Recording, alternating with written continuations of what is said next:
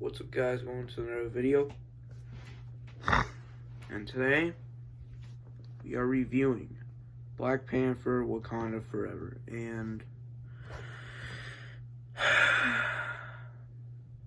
honestly, I thought the movie was good, but I didn't think it was as good as the first one.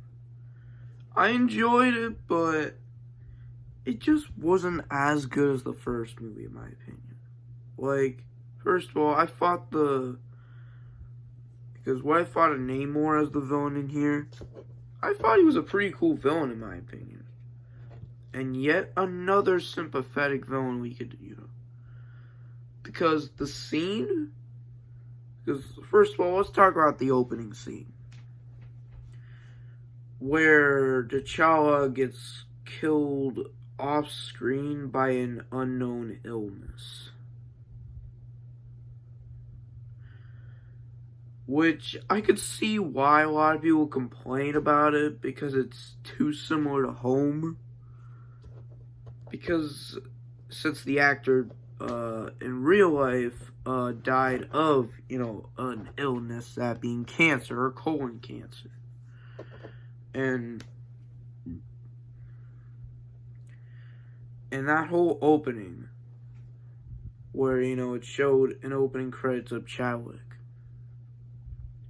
I swear, everybody in the theater was silent. I'm serious. Like, everybody in my theater, including me, was shocked. Not shocked, but silent.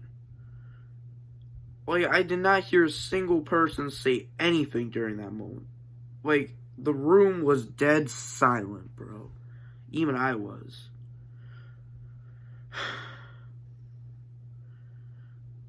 And honestly, I'm just sad about it, because it's just, honestly. And we'll definitely talk about the post-credit scene here. And now the post-credit scene we'll discuss at the end of the video, because it's going to be the one we're going to be talking about the most. Now, the Telecon, instead of it being called Atlantis, it's called the Telecon, because they thought it would just be too similar to Aquaman, which makes sense, since movie audiences will just say that Namor is just some Aquaman ripoff, even though Namor came in first, so it's not considered a knockoff. And if in fact Aquaman is a knockoff, if you think about it, because man, now it was kind of a bit too dark, but I like how they took the realistic approach of how it was just simply, since it's, because literally in some depths of the ocean, there's some parts of the ocean where it's so deep that not even light could go through it. That's how deep it is. I'm serious, because I'm going to say it to you. To me, Namor was a great villain. Like, he, much like Killmonger, was trying to rule basically the world. Not just Wakanda, just the world in general. But in my opinion, I prefer Killmonger over Namor, because one, I'm not gonna consider Namor as a villain, because he doesn't really count, because he's more of a neutral. Alright, because to me, you like it. And the scene when, there was this boat and there was this girl that was coming out of the helicopter, and that they're in this boat, and then all these, because if you didn't know this, mermaids and sirens are basically one of the best manipulators in the ocean. In, myths. in mythology, okay? That's why a lot of the crew just fell off ship. And I'm gonna downright say it, the whole scene where they were trying to get this girl that came from the helicopter, bro, it was like something out of a horror movie. It was like a little short film. Cause that was, it felt like something out of a horror movie, bro. Like, seriously. And to me, I loved that introduction. Where it felt like something out of a horror movie to me. And that was pretty cool. And then we have... And now I've seen a lot of like people say that they want to recast him now. Which... Yeah, you just killing off the character. It's just, I didn't like that idea. The idea that T'Challa, that once the actor dies, essentially T'Challa will just die with him. And that's just so wrong, bro. That to me, I feel like is kind of disrespecting, because I'm pretty sure you wanted someone else to take the mantle. So, honestly, man,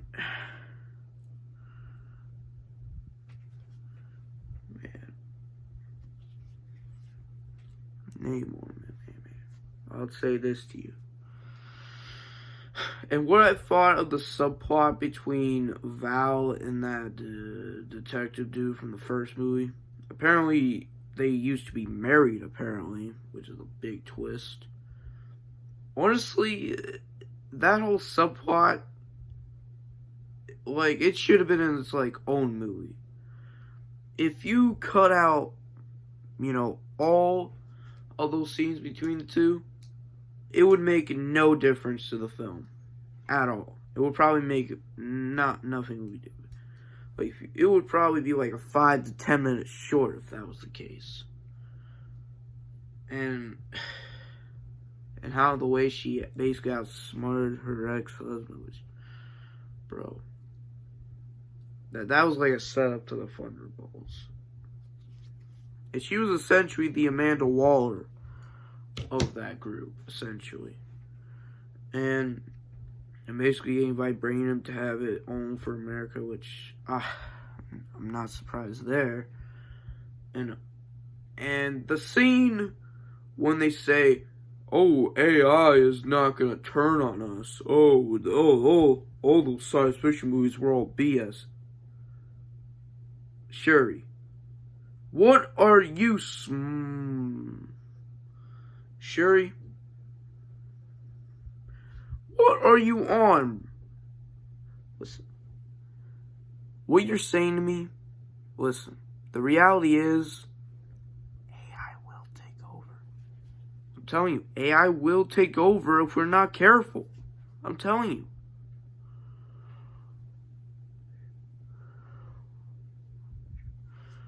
Okay, I shouldn't say that because I have an AI in my room right now. Shh. Okay.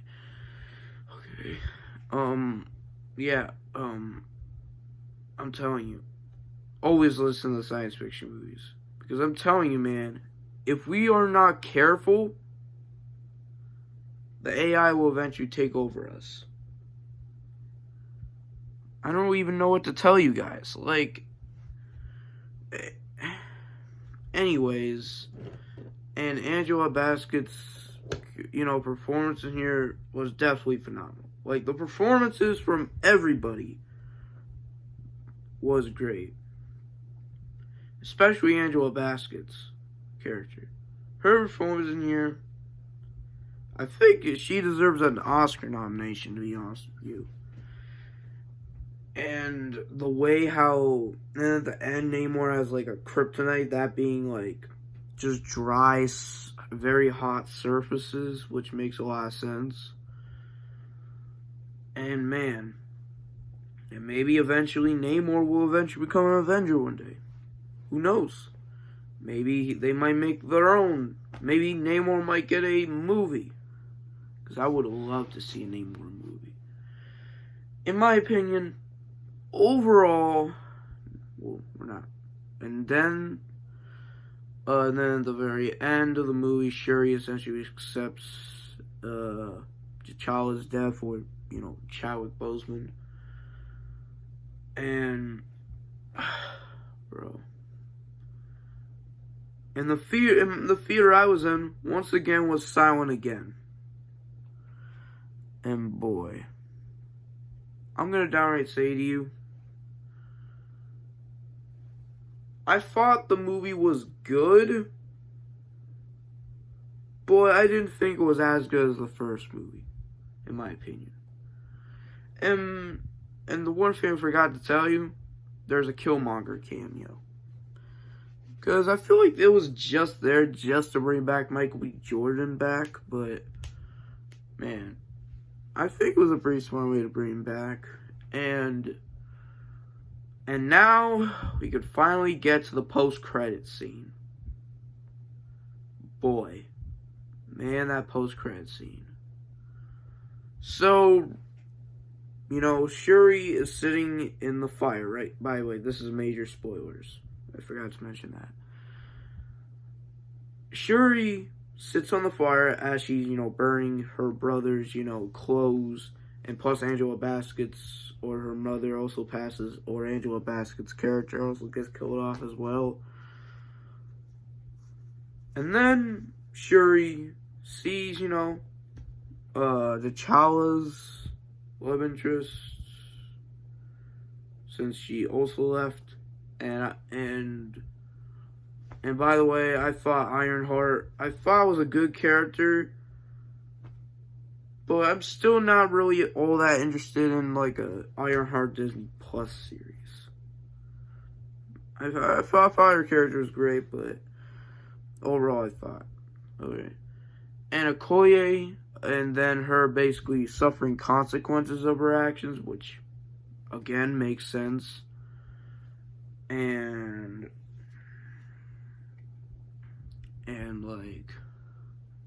M'Baku essentially becoming, and Shuri, because M'Baku is basically being set up to be the king of Wakanda as well. And Shuri basically wants to go into hiding. She basically wants to go into hiding.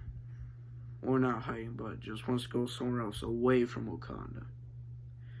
And then we have the post-credit scene, when once again you have Shuri sitting in the fire as she's burning her brother. Not her brother, but her brother's clothes. And then you have T'Challa's love interest. And then she brings a random kid with her. Okay. And it turns out, and then she says, well, here's your aunt, Shuri. And when I saw that aunt,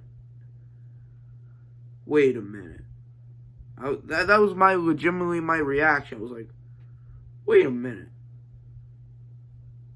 And then they basically reveal to you that this is the son of T'Challa. And ironically, his Wakanda name is called T'Challa. Bro, that has got to be the smartest way to recast someone. By basically creating a whole new character with the same name. And because obviously he wanted to put his son T'Challa Jr., as I'm calling him, into basically the outside world, where he doesn't want him to be ending up like Killmonger or Namor, which makes a lot of sense. I thought it was a pretty smart way, to recast the character, even though they could have just simply recasted him, but okay. And which means it does open the door for this new T'Challa, where I'm calling him T'Challa Jr., to become, eventually the Black Panther, and eventually, maybe we might get the stories back. Maybe eventually all the stories we see, maybe eventually they might come back to the table one day. Because it turns out all it did was basically delay it. And man, overall, and my biggest problem was that I thought the film was unnecessarily too long, which I can understand why it's long because of a passing, not passing, but to give a tribute to Chadwick. Overall, I thought the movie was good, was a great tribute to Chadwick Boseman. I thought it was a great end to Phase 4. But overall, I didn't think it was as good as the first movie, but I thought it was pretty good. Definitely better than Eternals, that's for sure. And out of these two movies, I still prefer the first movie. Even now, I still prefer the first movie over the sequel, in my opinion. Because one, much like Endgame, of how it killed off a character, basically emotionally, it's another one of these situations. If you spread that one sad ending and spread to an entire 3-hour movie, essentially. And man, and in my opinion, and now I'm going to reach a final verdict of whether or not Phase 4 was, because overall, it was a great end to Phase 4, by the way. And now, the question is, what I thought of Phase 4 as a whole. Well, to be honest, Phase 4, in my opinion, despite, its moments, but overall, Phase 4, in my opinion, was an absolutely huge disappointment. Why? Phase 4 just had so many problems, though. Like, the only great Phase 4 movies we gotten is the second half of Spider-Man No Way Home, Black Panther Wakanda Forever, and I thought Shang-Chi was okay, but pretty good. And the rest of the Phase 4 movies were not good. They were just not.